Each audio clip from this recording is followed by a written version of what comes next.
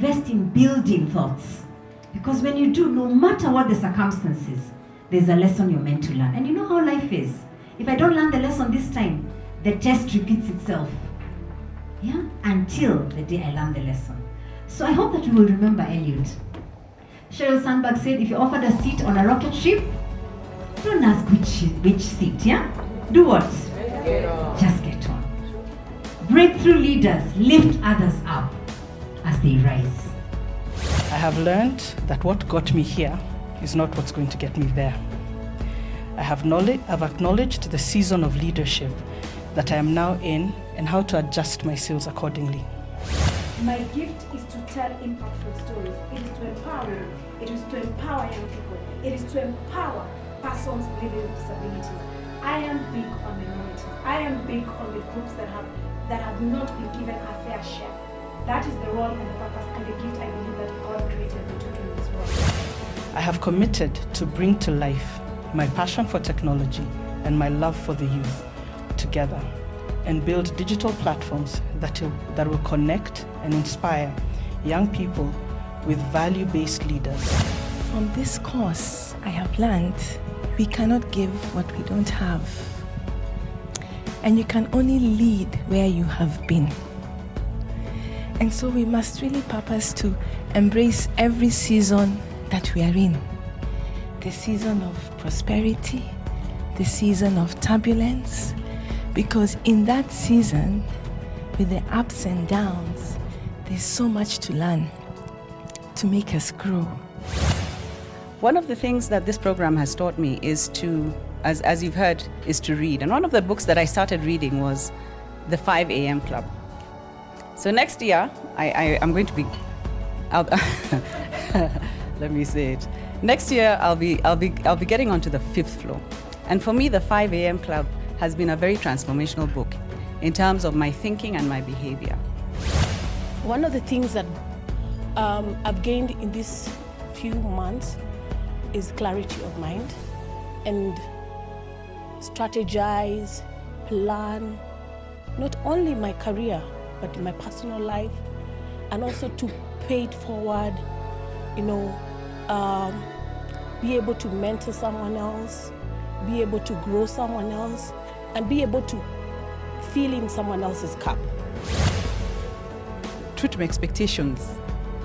Some 5 months, maybe 3 weeks sessions, counting to this date, I can confirm that my expectation has been exceeded.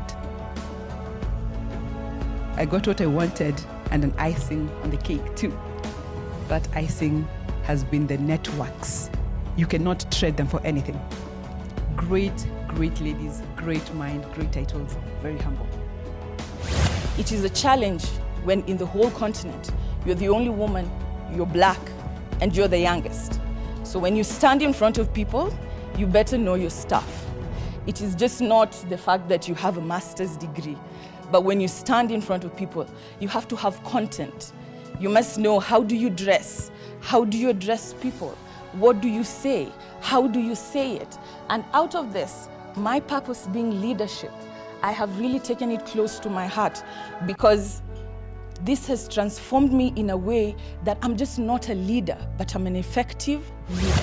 When I joined this program, I wasn't one of what we call the leading telcos in this company. I was a high flyer. I was in a senior position. I was thriving. I was doing what I loved. 18 years in corporate is no mean feat, isn't it? And at that point in my life, the last thing I expected was what we call a restructure. My journey started with a book. I remember when Winnie called us and we were supposed to receive our package. And we had this beautiful book, How Women Rise. And I knew that is what is going to happen to me.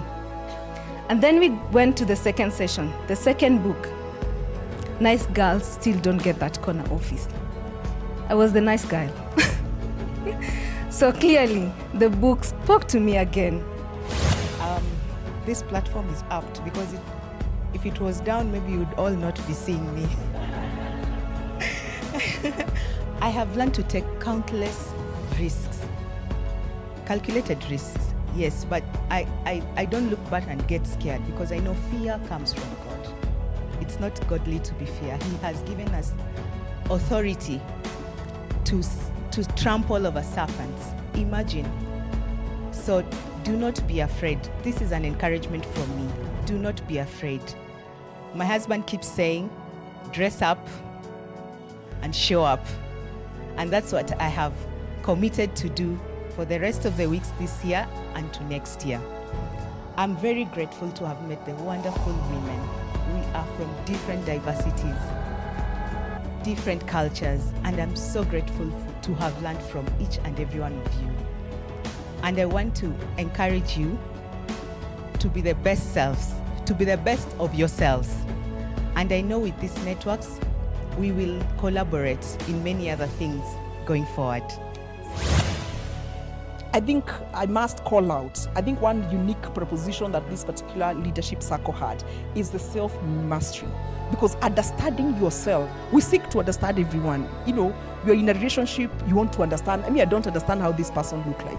Your colleagues, your team members, you're like, I don't understand. But how we have reversed that and concentrating in mastering ourselves, understanding ourselves, that I think is the silver bullet. Because when we have been grounded and understood that, everything else is a non-issue, because you are the one who is responsible of responding, not reacting to how other people are behaving or are reacting.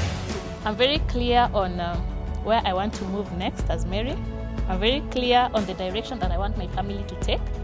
I'm very clear on the activities that I would want my children to be involved in. I'm very clear on the kind of leadership that I provide within the office. I'm very clear even on the kind of social engagements that I am in. I'm very clear on my circle of friends. I'm very clear on the people that I'm interacting with. So I've received that clarity and I'm thankful for that. I've also become an avid reader. I think it falls under the name Mary. So me and my namesake were the same. I was also not an avid reader, but keenly I can tell you I'm not at 52 or 54 books in a year. The pressure is real. Feeling bad that saying no is actually not bad. It is okay to say no and you cannot do it. One of the things I will do is to make sure that I show up and be seen and be part of the table. Dr. Patricia has told us that don't fear failure, and that's my parting shot. Do not fear failure. Fear being in the exact same position you are next year, today. So my life statement, which I shared when we opened this class, is that I am a masterpiece in purpose, for impact, for His glory. And for me, I wasn't very clear on how to unpack that for myself. You know, I didn't know exactly like where exactly am I supposed to be in terms of my purpose. If I look at where the journey began, it began with Patricia asking us, which word do you think you will use to guide you for the year? I thought about it, and in the beginning I was wondering which word actually would apply to what I'm doing now. Which word will apply to why I applied for this program? And the word was moving forward intentionally. Drums for Africa is at a space where we're trying to build as many solutions as possible. To build these solutions means we're going to grow. As we grow, we're facing a lot of challenges. So when I received this invitation, I said, bingo, this is the space I want to be in. Hongela, you have made it easier for me.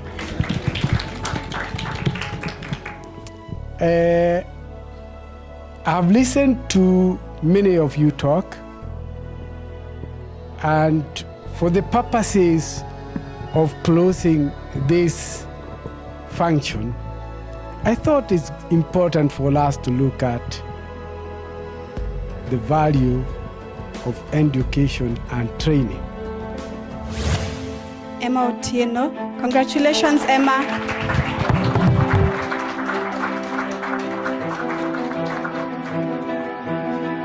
Golda Miaupio. Congratulations, Goldie.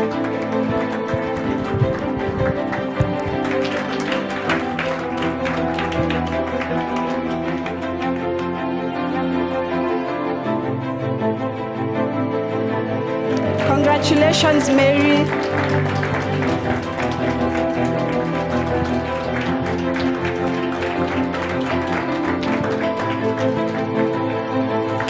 Congratulations, Angie.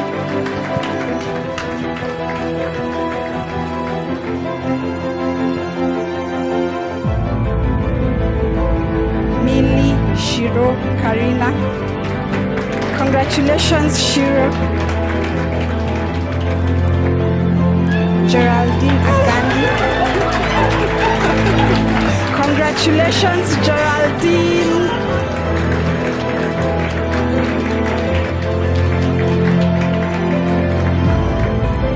Angela Wainaina. Congratulations, Angie.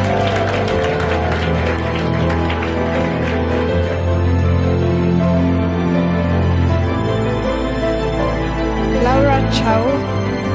Congratulations, Laura.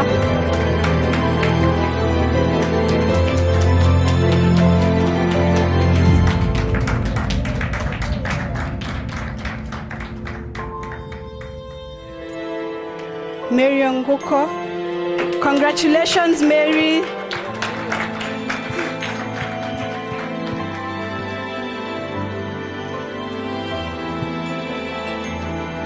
Anne Gare. Congratulations, Anne.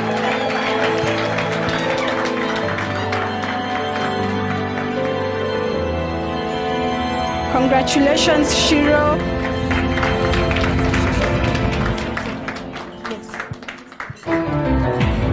Dr. Angela Migowa. Congratulations, Dr. Angie.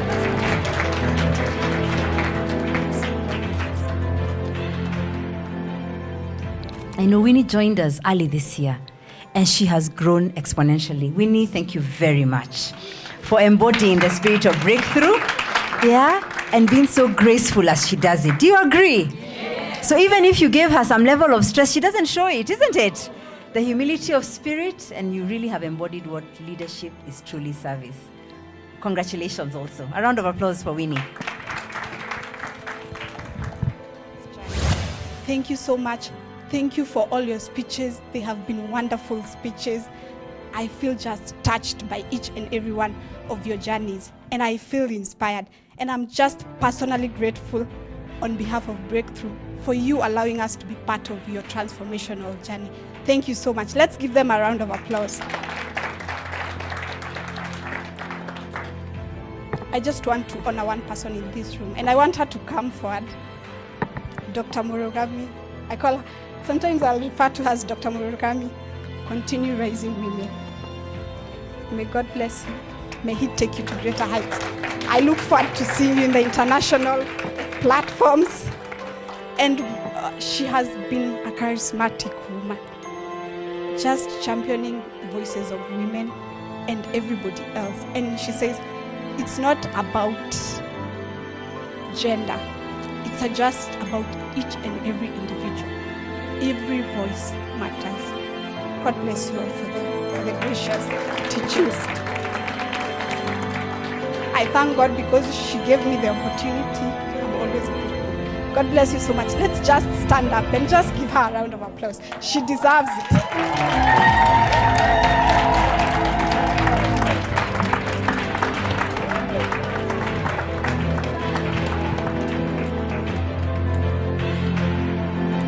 Thank you so much, everyone, for your patience.